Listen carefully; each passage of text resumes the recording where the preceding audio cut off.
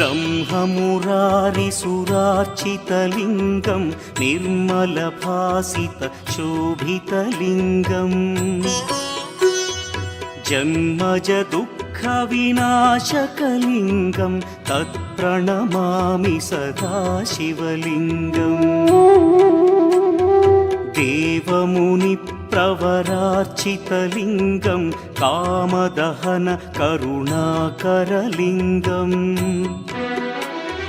रावणदर्पविनाशकलिङ्गं तत्प्रणमामि सदा शिवलिङ्गम्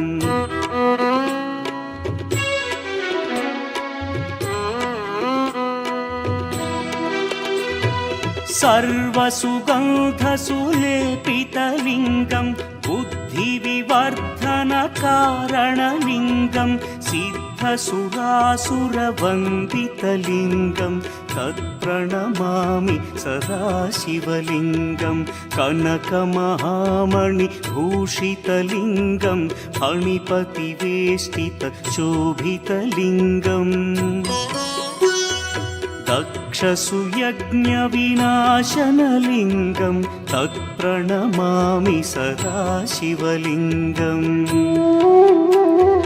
कुङ्कुमचन्दनलेपितलिङ्गं पङ्कजहार सुशोभितलिङ्गम् सञ्चितपापविनाशनलिङ्गं तत्प्रणमामि सदा शिवलिङ्गम्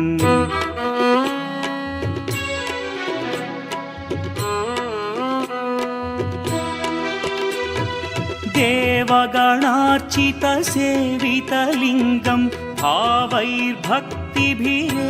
च लिङ्गं दिनकरकोटिप्रभाकरलिङ्गं तत्प्रणमामि सदा शिवलिङ्गम् अष्टदलोपरिवेष्टितलिङ्गं सर्वसमुद्भवकारणलिङ्गम् अष्टदरिद्र्यविनाशनलिङ्गं तत्प्रणमामि सदा शिवलिङ्गम् सुरगुरुसुरवरपूजितलिङ्गं सुरवनपुष्पसदार्चितलिङ्गम् परमपदं परमात्मकलिङ्गं